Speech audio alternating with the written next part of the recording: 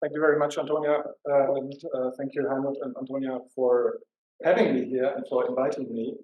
I'm very happy actually to be here again. Okay, so it's on the same and the other, Platon, Hegel, and Marx. That's the English title. And I would like to begin with the general, or rather naive, observation.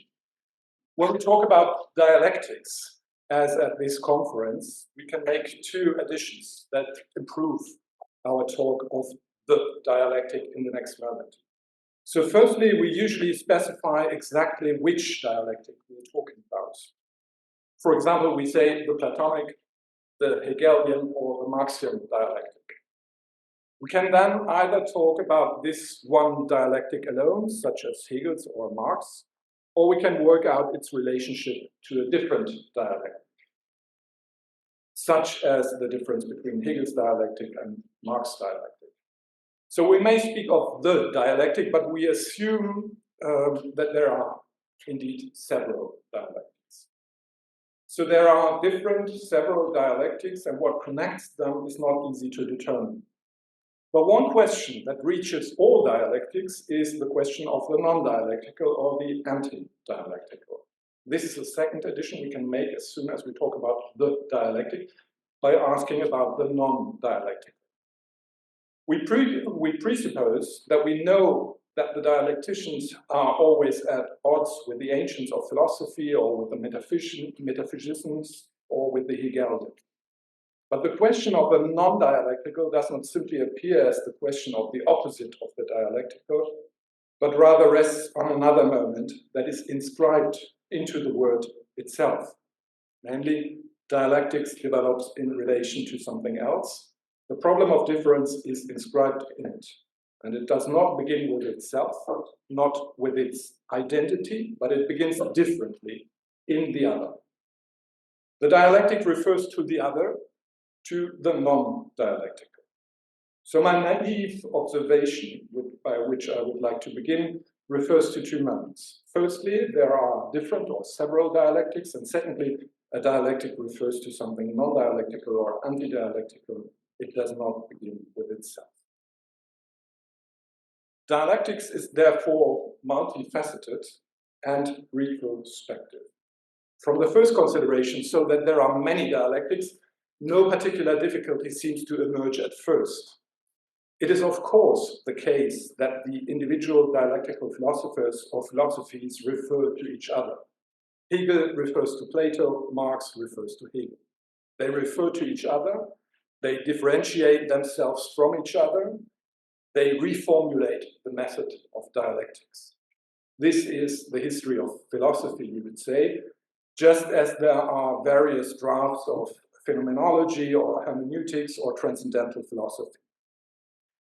But as in every history of philosophy which deals with the intricate problem of a history of thought, a problem also arises here.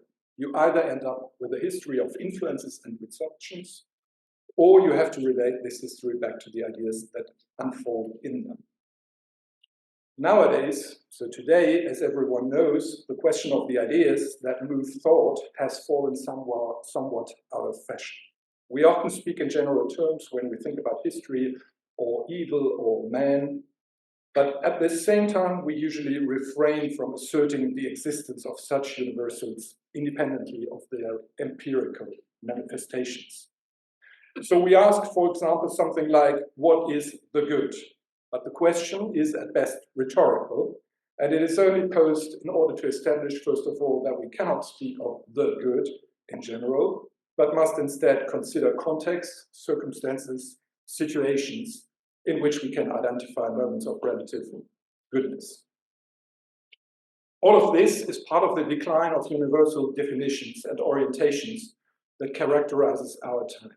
This decay does not only concern moral categories that have come under suspicion, but also others, such that of the human being or that of thinking in general. So a question such as, what is dialectics, seems to have fallen out of time if it is not taken as a rhetorical question. It should be remembered, however, that this aversion to the universal gives rise to a problem that subsequently remains unsolvable. This problem consists in naming the connection between individual phenomena in such a way that this connection or this link can take differences into account. If one rejects the problem of the universal, then the connection can either not be established at all, or it is established in such a way that it follows the opinions of a majority. However, since without an idea of the dialectics, we can no longer talk about the individual dialectics because we cannot grasp the connection or the link, we end up in a disorientation that only allows for unattached anarchism or majority-oriented liberalism in thinking.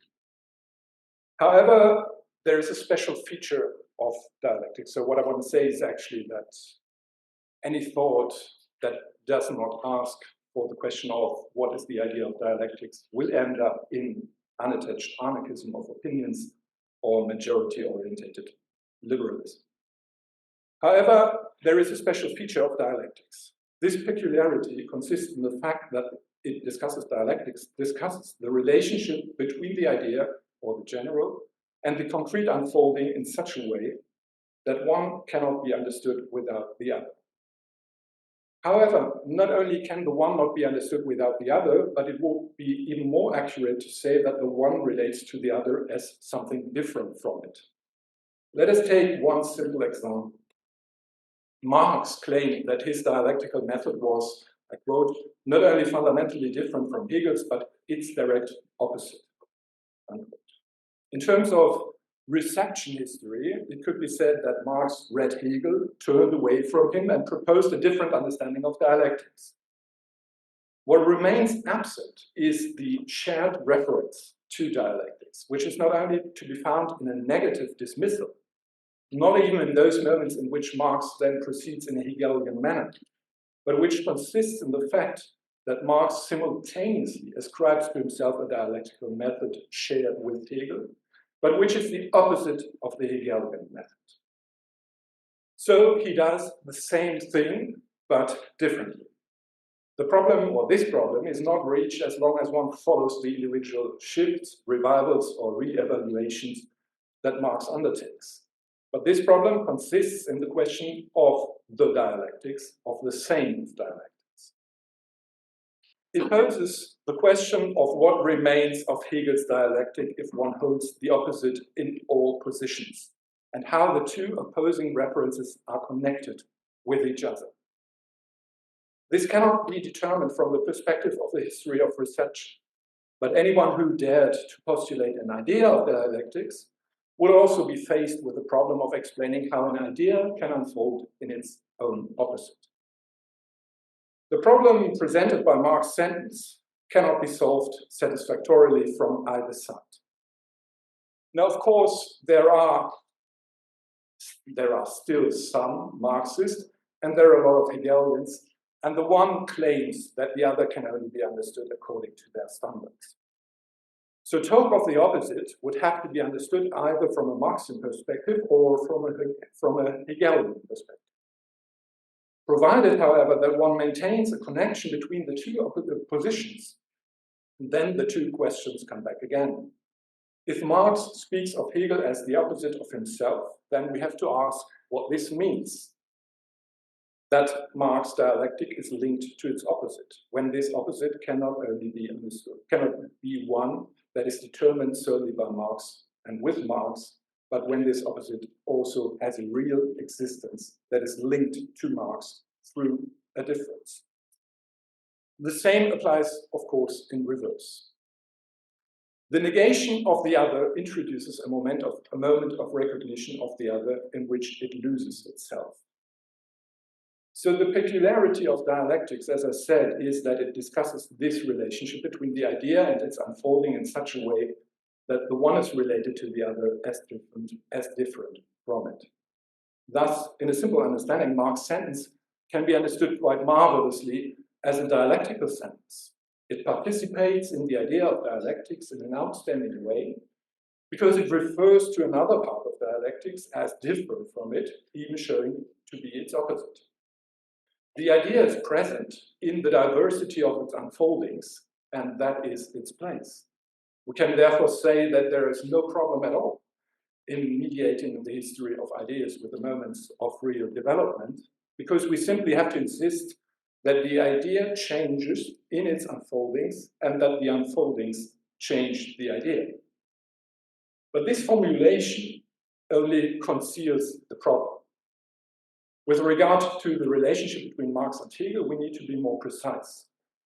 Marx can neither set the opposite to his method in Hegel in such a way that he simply does something different, in which case the reference to the dialectics would be lost, nor, however, can Marx refer to Hegel in such a way that speaking of the opposite ultimately means that he does the same thing as Hegel, in which case the reference to the dialectic would also be lost, if it is true that it always presupposes something different to which it refers. Now, seen in this light, Marx does neither the same as Hegel nor something different, or he does the same and something different. And the unexplained part of this relationship that connects something equal and something different is called dialectics. The question would therefore be how this relationship can be grasped in such a way that it is not reduced to either Hegel or Marx. The question is whether there is a dialectic that grasps the relationship between Marx and Hegel, which would not be the dialectic of either Marx or Hegel, but a dialectic that touches on the universal. And this gives rise to a second question, which must once again address that of the anti or non-dialectical. Where and how would the anti or non-dialectical be situated in relationship between two dialectics? So in relation to these questions, this was kind of my introduction. I would like to make three short remarks that refer to three different types of dialectic, to Plato, Hegel, and Marx. They are all three abbreviations and serve only to draw up a sort of a sketch of three moments that understand dialectics as a dialectic that expresses itself in different authors, because it cannot be itself or is only itself by expressing itself differently. So the first note is on Plato. I will begin, I'm afraid, with a famous passage from Plato's Dialogue Sophistes, which I would like to use in a typical philosophical manner, as explained in the talk before me. And I would like to use it only for one moment. So the sophist is about conceptualizing the dazzling figure of the sophist, the opponent and adversary, the false double of the philosopher, in order to distinguish how the speech of the philosopher relates to the speech of the one who trains the powerful with philosophical means. At a difficult and much discussed point, the two dialogue partners begin to examine the number of fundamental ideas and their relationship to one another. The aim is to establish how many fundamental ideas there are and how they relate to each other. The dialogue partners are brought into this investigation because they have previously discussed how the different philosophical approaches that attempt to think being can be evaluated. So you have monism and dualism, materialism and idealism. The discussion of a fundamental matrix of ideas then follows from the question of being or the opposition of bodies and ideas. I don't want to pursue this difficult discussion in its full details, but rather concentrate on a few points. The first point is the inscription of a place of utterance. So Plato rejects both simple monism and dualism. Being cannot simply be understood as one and undifferentiated being, but neither does it split into two parts. However, if one maintains that being is one, nevertheless, then one will have to think of a distinction in being. So if the friends of the ideas, as they are called, distinguish the true being of the idea from the becoming of bodies, so you have the idea on the one side and the bodies on the other side, then ultimately they can necessarily only attribute life and movement to the becoming of the bodies, which constitute becoming altogether, and they must exclude the true being, or they must exclude life and becoming from the true being, which is on the side of the idea. Therefore, they end up in a dead end. They have to distinguish being from movement, life, and change, because the idea of being then has no movement or change or become. So this is obviously nonsensical for Plato, and this is the first point. The opposition of the friends of ideas who oppose a calm being to the animated becoming of bodies, that is, who oppose thinking and becoming, does not work, because then true being proves to be inanimate. However, it must be said that thinking also has a movement and a being. Thinking, therefore, belongs to being, and even though it is not the same as bodies in motion. Alain Badiou, who talked about this passage, summarized this consequence in one of his seminars in 1985-86. It is the seminar on the one. And he writes, and this is the original English translation, we must accept that there is an articulated, intelligible place on the basis of which something can be said about being. And we must therefore posit that there is a dialectic of being, but that it is sayable only in a field of thought having a complex articulation or a system of relations. So it should be noted that a concept of being must have a place of expression of thought that marks a difference in being. Now, this observation has extremely far-reaching consequences. One of these consequences, which Badiou does not explicitly draw, but which nevertheless permeates his work, I would like to emphasize directly here. If thinking has a becoming of its own, then this becoming cannot be equated with the becoming of bodies, but it is nevertheless a becoming. I think the minimum that can be deduced here is to say that thinking has a phenomenal appearance. It seems to me that this also indicates that it is connected to the categories of space and time, not in such a way that it appears as a body, but nevertheless in such a way that it appears in the world of bodies. Now, the second point I would like to emphasize concerns the idea of the same in Plato. So after considering the various schools of thought, the discussion develops into this discussion of the list of fundamental ideas. The starting point is the fundamental relationship between rest, movement, and being. We have heard about this before, which stems from the previous considerations regarding the relationship between ideas and bodies. It now becomes apparent that in order to think these three, it is necessary to add two further ideas. For one will want to say that the first three ideas are different, but also belong together as three fundamental ideas. And that is why the ideas of identity and difference must therefore be added. Three ideas necessarily become five: being, rest, movement, the same, the other. So Plato divides ideas then into further classes, namely those ideas that mix with others and those that do not.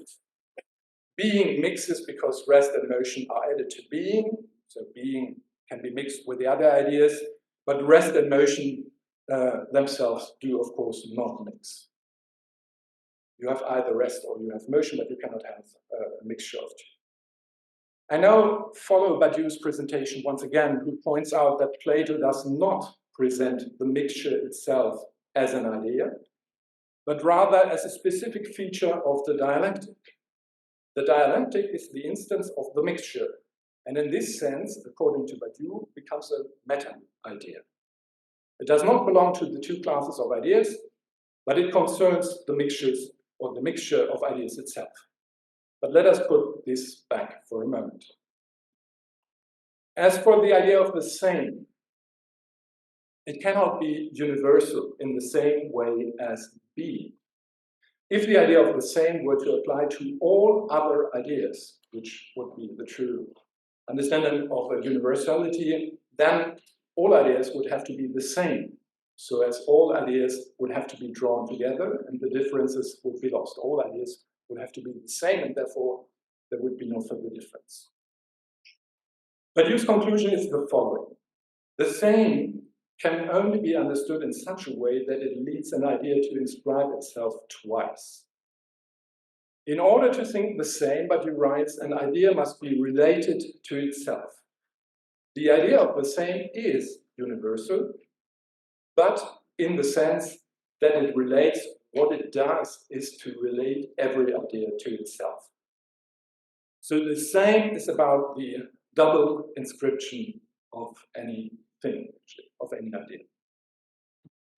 Plato also endows the other with universal power, since all ideas are different from the others.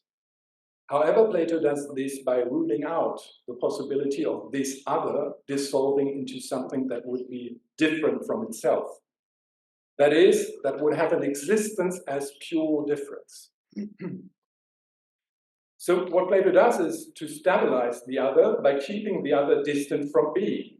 Being and other cannot coincide, otherwise there would have to be something that is not identical with itself. But Hugh's argument at this point consists of two aspects. On the one hand, for Plato, there is no independent being of non-being.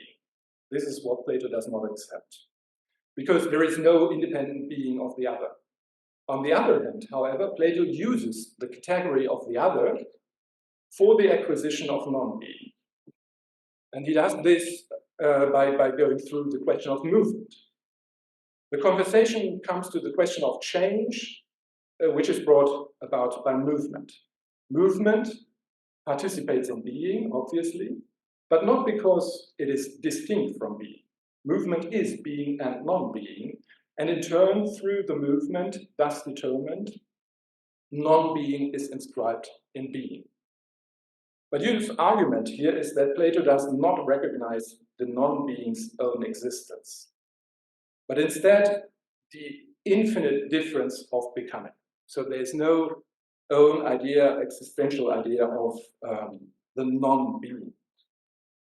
Instead, you only have infinite difference organized by the idea of the other.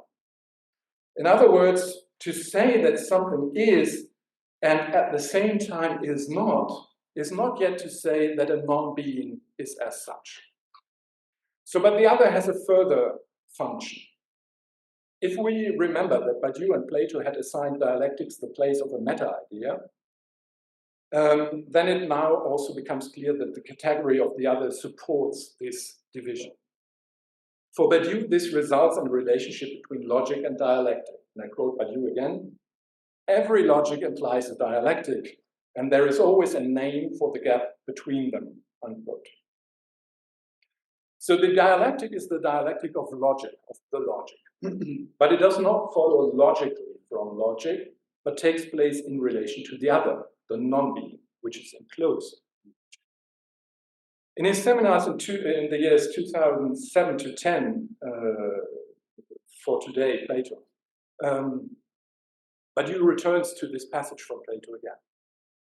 So if in the early seminar the emphasis was on the investigation of the other, he now emphasizes the question of the same. And he once again takes up the structure of the double entry that constitutes the same, which he now summarizes under the concept of famous French term, the torsion. Torsion then denotes the double application of thought, which refers not only to its object, but also to itself. Badiou says, and I quote Badiou again, "The whole problem of torsion consists in understanding that an application of the same to the same can constitute difference. In other words, that the same plus the same results in another," unquote. So thus, the idea of the same is now deprived of identity. The same is not a simple repetition, but a differential repetition, and the other arises in this differential repetition. So what does this mean for dialectics?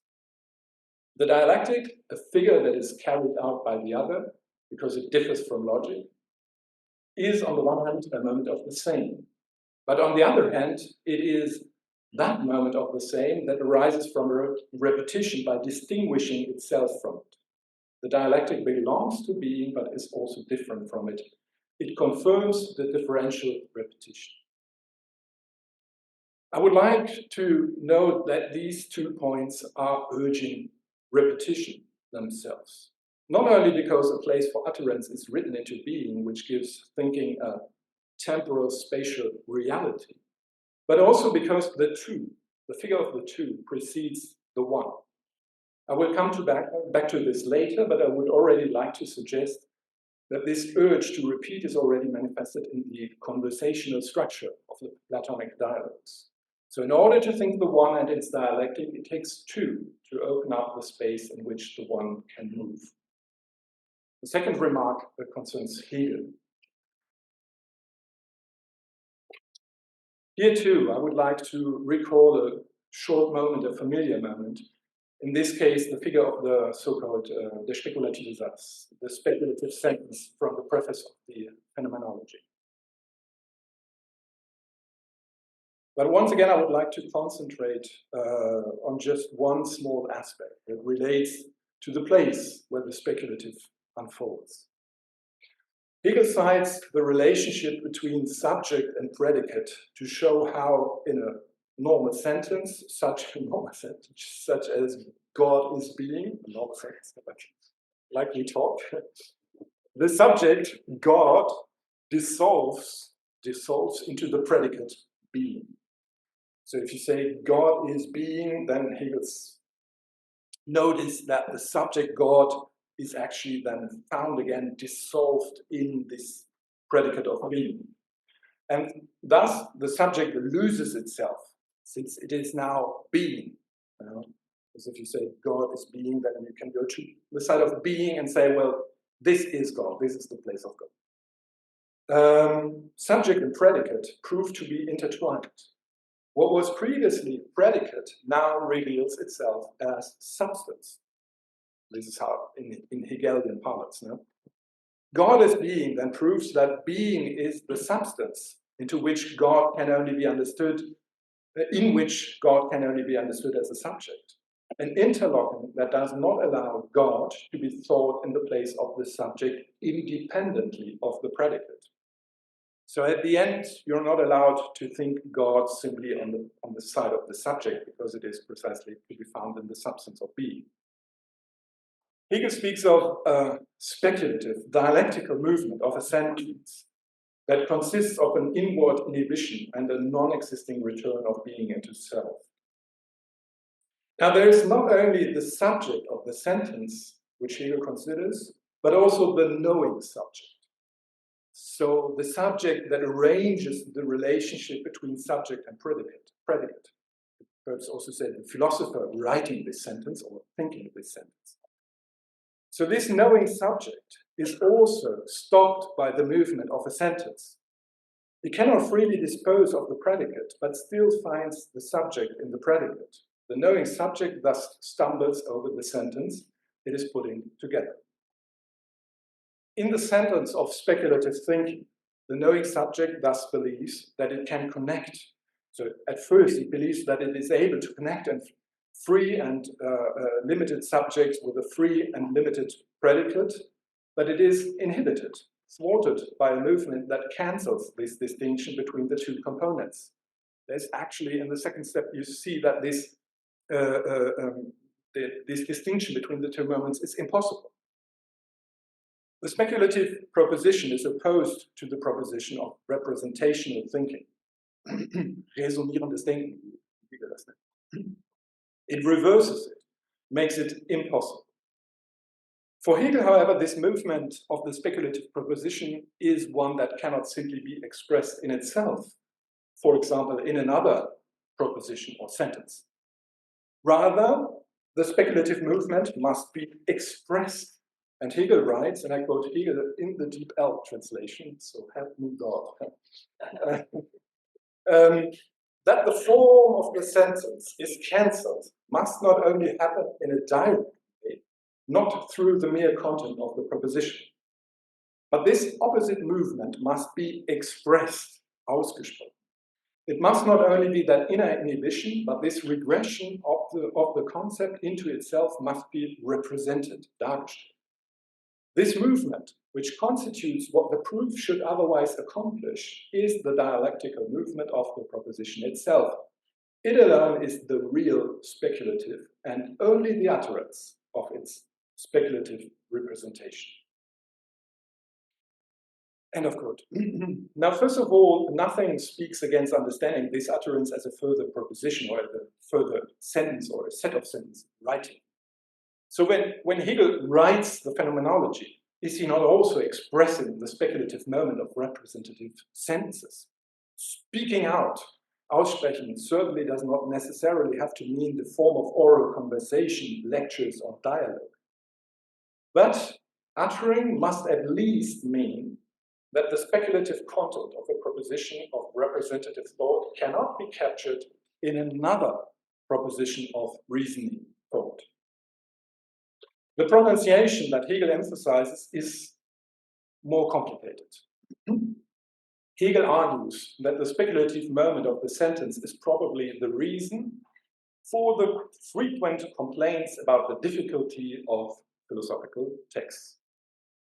One has to read many things several times, so the complaints go. And as Jean-Luc Nancy has shown, Hegel does not really contradict this impression. He doesn't say, no, this is not true. Actually, he doesn't. He simply refers to it and says, well, many people complain that this is the case and that there's a point.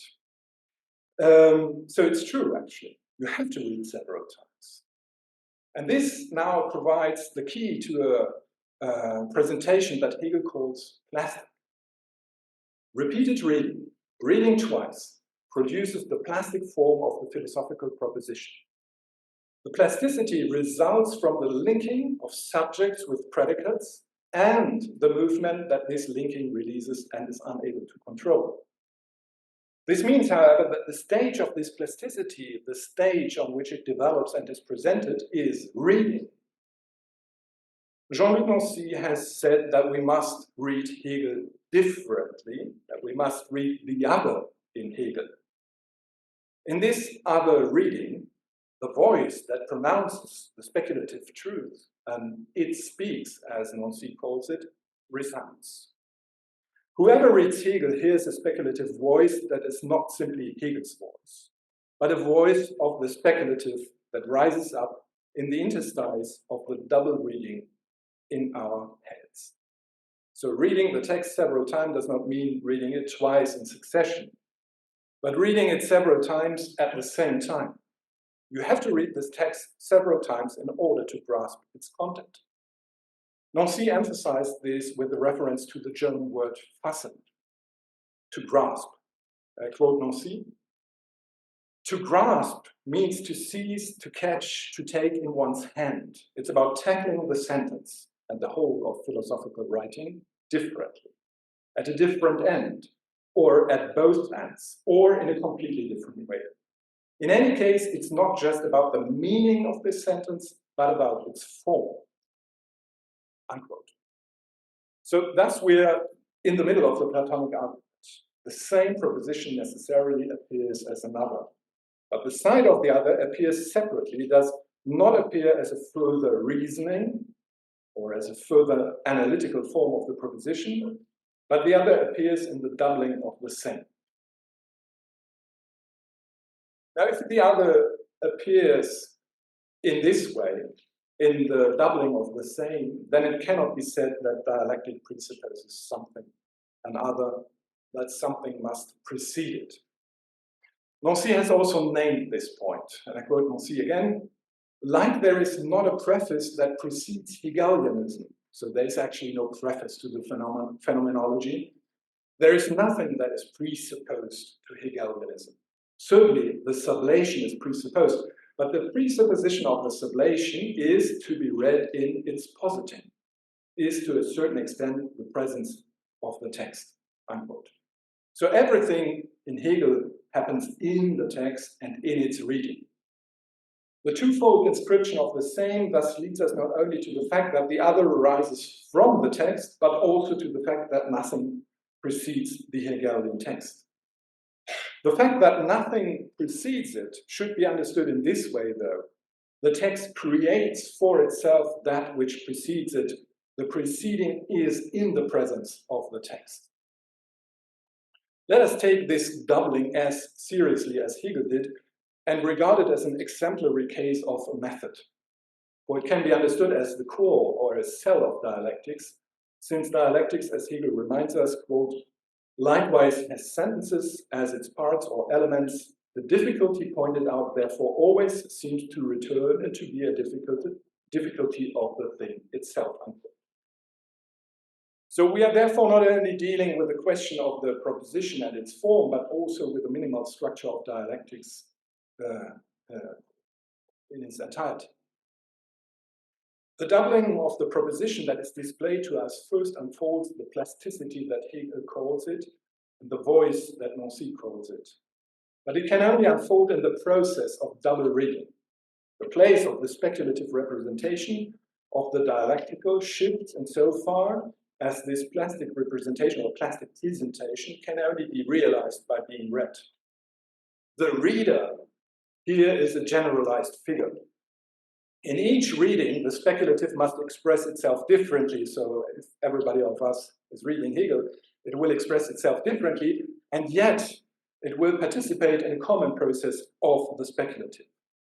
But the plastic form of the speculative, the representation of the presentation of the dialectical movement, is not abstract, but unfolds in space and time. Space and time of reading, you could say, in other words, space and time of thinking. I would suggest that this should not be understood as a hermeneutical argument aimed at the power of reading, as a kind of ordinary reading. Rather, it seems to me that the dialectical movement needs a place in the other in order to unfold, and we can call this place one of thought. Thinking unfolds a para-body in the other who listens, sees, or reads. However, this place of thinking is not removed from the dialectical movement, that is, thought. In Hegel, both sides coincide. The speculative proposition presents the movement of being, which presents itself in the movement in thinking, or its own movement in thinking. In other words, to read Hegel is not to look at the dialectic of being as if it were in a distance, but rather to participate in the presentation of our thinking itself as a movement in being. To read Hegel means to be a moment of what is. In other terms, we can say that the same and the other coincide. But they coincide in such a way that they expand and represent themselves in a movement. So my third note, my last note, is on Marx. So in this final note on Marx, I would like to limit myself again to 2 points, which will again only serve to illustrate a single moment.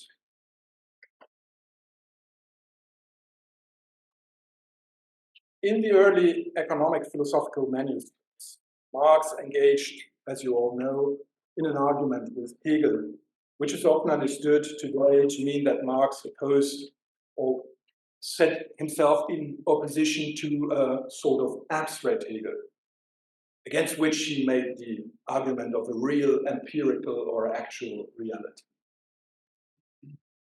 And the following quote could also initially be misunderstood in this way, and I quote Marx. So if the real, corporeal man, standing on the solid, well-rounded earth, breathing in and out all the forces of nature, if this man sets his real objective essential forces as alien objects through his externalization, then it is not the setting that is the subject, it is the subjectivity of objective essential forces, whose action must therefore also be an objective one, unquote.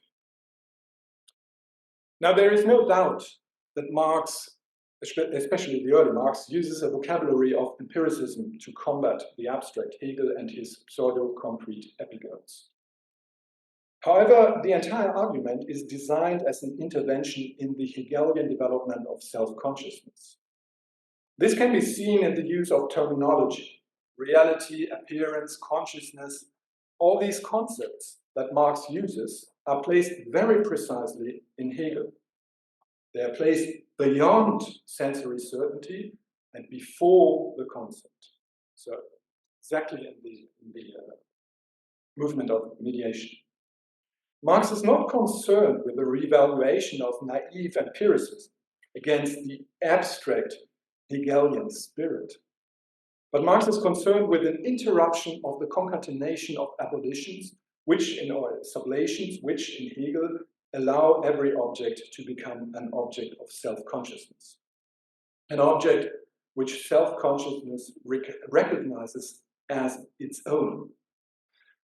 So Marx aims at the fact that an object can also be an object against consciousness. When Marx speaks of the fact that the real human being externalizes his or its essential forces and in this way creates alien objects for himself, this should not be understood too quickly as a description of the action of a conscious subject who loses somehow control over his own settings. For the epilogue, or the next sentence, is actually important. It is about the subjectivity of objective essential forces.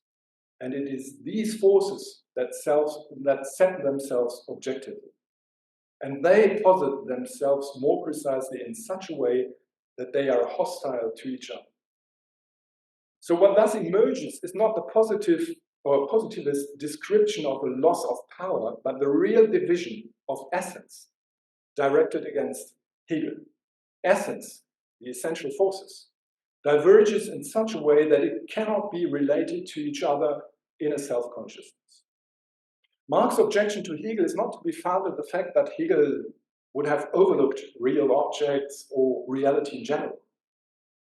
Marx's objection to Hegel does also not consist in the fact that Hegel overlooks the resistance of things in the development of the spirit. Marx's objection to Hegel lies rather in the fact that Hegel overlooks the fact that in the process of mediation between object and spirit, time is entered that makes it possible for the object to take on a hostile form. However, the object, which is alien or hostile, does not become contingently hostile, but in this hostility it eludes appropriation by the one self-consciousness. So an example from another text may illustrate this. In his critique of Hegel's philosophy of right, Marx refers to the figure of the monarch in Hegel. And he writes, I quote Marx, "It is also possible to speak of a sovereignty of the people in opposition to the sovereignty existing in the monarch.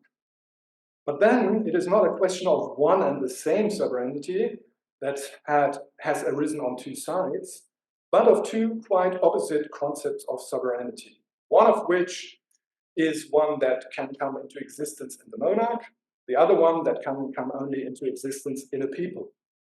Just as the question is God the sovereign or is man the sovereign?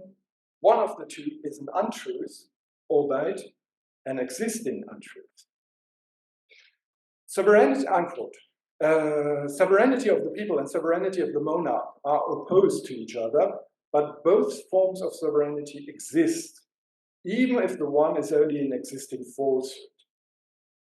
As Marx says, it is not one and the same sovereignty that is divided into two parts. And when he calls the forms opposite concepts, it is important not to lose sight of the fact that both exist and are hostile to each other. The monarch, after all, is also related to the people. And the monarch, as a sovereign of the people, is the sovereign against the people. This enmity of appearances against each other, which can no longer be cancelled out as appearance for one's self-consciousness, bears witness to the fact that the essence of the spirit is really breaking apart in reality. I don't want to make the joke of Marx's calling and protesting.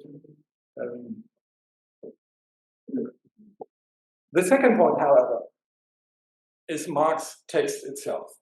So the first part is the breaking in two parts of the real, breaking in two parts of essence, and the second part is Marx's text itself. It is important here to remember that the early Marx argues primarily against the so-called young Hegelians. That is a strong faction of Hegelianism that was a popular philosophy in Germany at that time. In the text, mostly on the text on the German ideology, the young Hegelians are exposed as ideologues who seek to translate the seemingly abstract Hegel into seemingly concrete figures. They end up, so young Hegelians end up with an abstract opposition of the true spirit on the one side and the masses on the other. Thus, however, they are nothing less than a practical form of the division of labor, which is expressed here as the separation of mental from physical labor.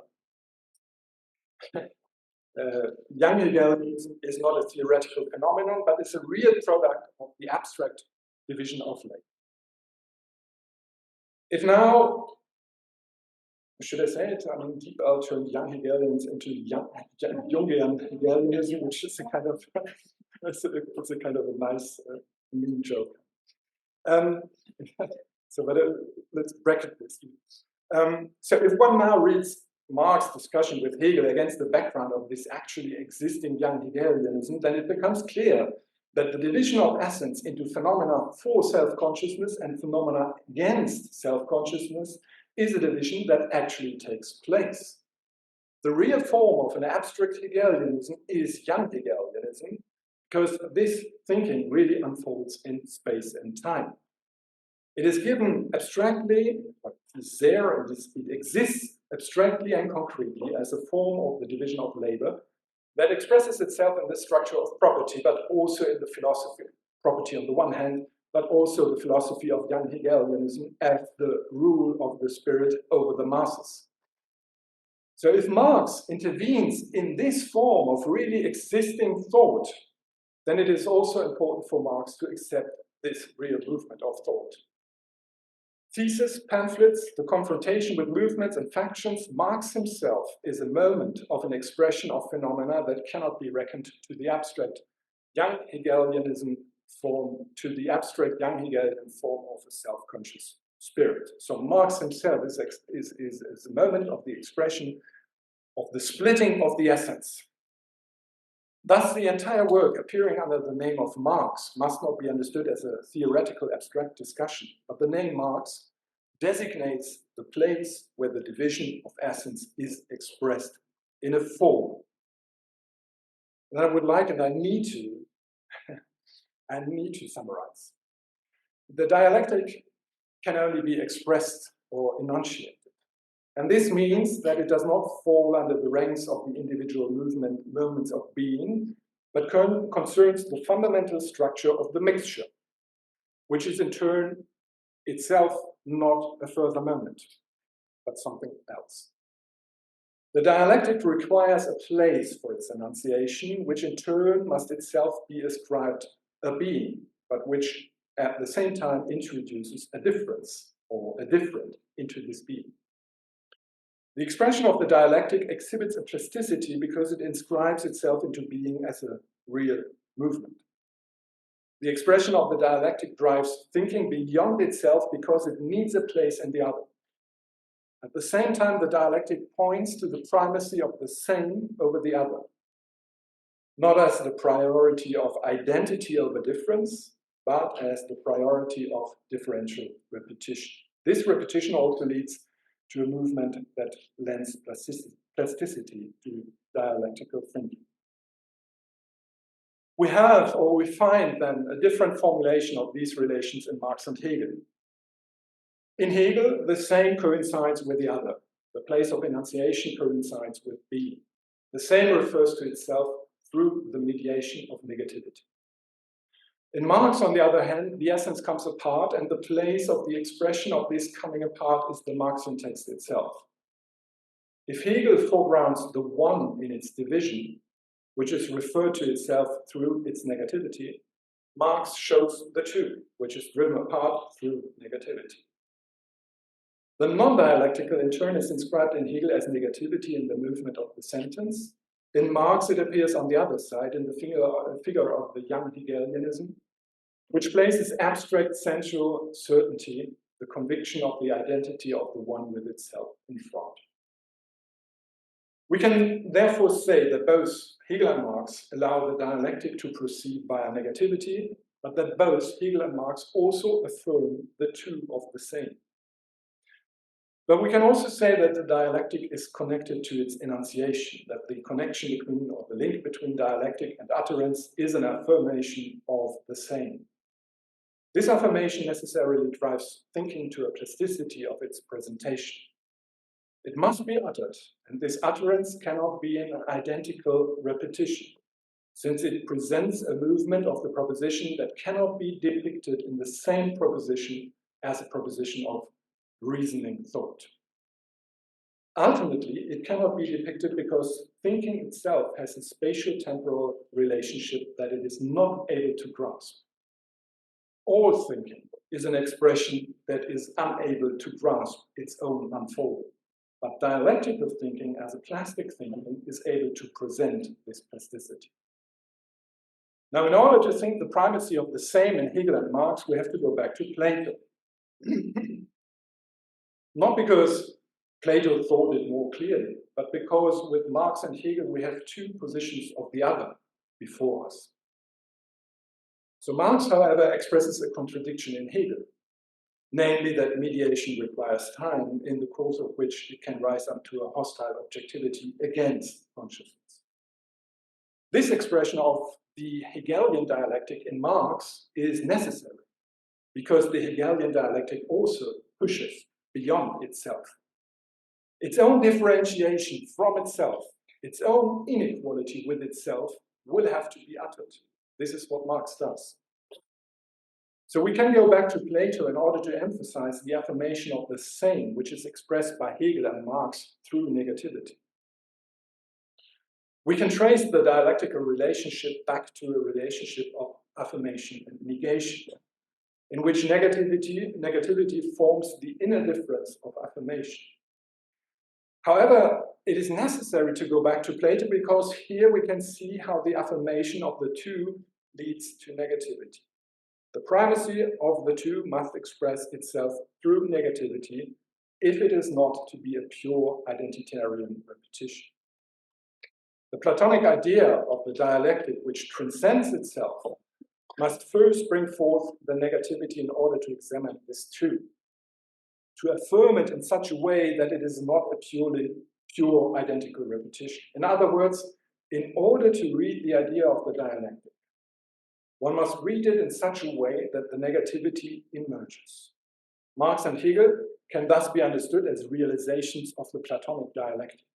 The non-dialectical, once imagined in negativity as a form of non-one in Hegel and once in Marx as the anti-dialectical, or in Marx as the anti-dialectical one that is identical with itself.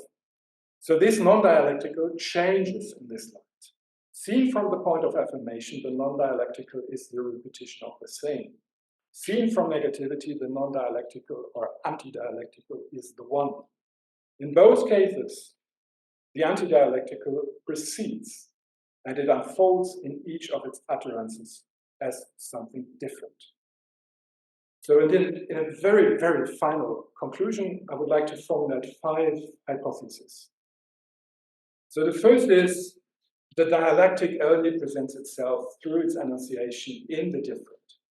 It transcends itself towards something else.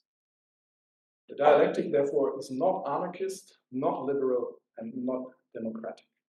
Second, the utterance gives the dialectic a paraphysicality or a paracorporeality in space and time. It is the real space of the difference of thought. And 3, the primacy of the two, the primacy of equality over difference, is expressed through the negativity that confirms this primacy. Equality is not given, but a product of thought. The 4th, the process of dialectics is a process of the same, to which Plato, Hegel, Marx, for example, belong, which produces and confirms the real presence of equality in being. This process is the expression of equality in being. It is the way in which being expresses itself as the same. And the last, the shortest, the non-dialectical is the ground of the dialectical, not one or two. Thank you very much.